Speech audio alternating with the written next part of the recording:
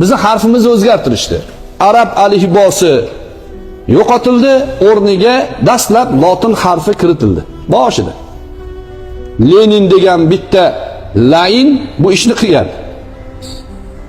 Iloyo go'r topolmay qolgin deb ajdodlar duo qilishuvdi, go'rin topolmayotdi hali ham. Qorni yorilgan, ichiga somon tiqilgan muzeyda yotibdi. Battar bo'lur. Millatni rasvo qilgan odamlar bular. Millatni madaniyatiga, millatni qadriyatiga hujum qilgan odamlar. Va bir qancha muddat ular maqsadlariga erishdi, lekin biz mana shu zaharlangan, kasallangan tariximizni qaytadan muolaja qilishimiz kerak. Har doim vazifa sizni zimmangizga yuklanadi deb aytyapmiz, takrorlayapmiz. Sizdan umid bor. Siz o'qishingiz kerak, siz qaytadan bizni tiriltirishingiz kerak, shakllantirishingiz kerak. Men ko'ryapman hayotda ziyoliman degan odamlar hayotda siyosatga aralashib, ziyolilik potensialini, ziyolilik qobiliyatini yo'qotib bo'ldi. Yo'q, ziyoli yo'q maydonda. Men buni afsus o'laroq baralla aytyapman. Ziyolilar chiqish kerak ichinglardan. Hozir o'ta axloqsiz odamlarni yangi jadidlar deb taqdim qilishyapti. Jadidmi shu? Demak, harfimiz lotinga o'zgartirildi. Bu bilan nima maqsad qilingan edi?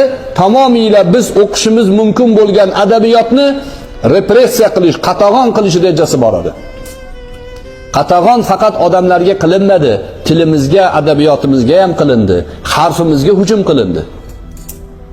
Bizni bosib olgan ateist tuzum, o'sha paytdagi Rossiya imperiyasi tariximizni, tilimizni ham qatag'on qildi. Odamlarimizni o'ldirdi, tilimizni o'zgartirdi, harfimizni o'zgartirdi. Keyin ozgina muddatdan keyin kirilchaga o'zgartirishgan. Kirilchaga. Kirildan keyin yana lotin bo'lgan. Lotindan keyin yana kiril bo'lgan. Kirildan keyin yana hozir mustaqillikda bir lotin bo'ldi.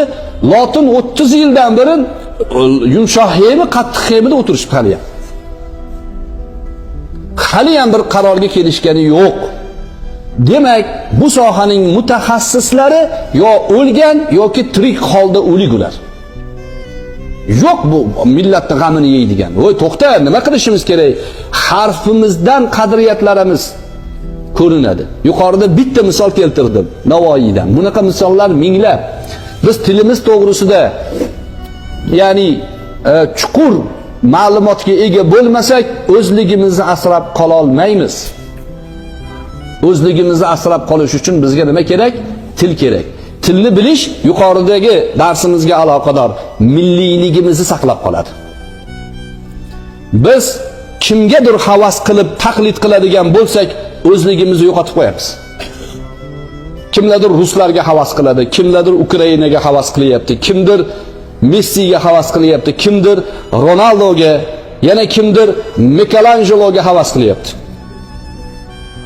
Qani Navoiyga havas qilganlar, qani Qodiriyga havas qilganlar, qani Lutfiyni menga o'qib beradiganlar, qani Sofa Alloyordan ta'lim beradiganlar. Biz mana shu yorug'ni, bo'shliqni to'ldirishimiz kerak.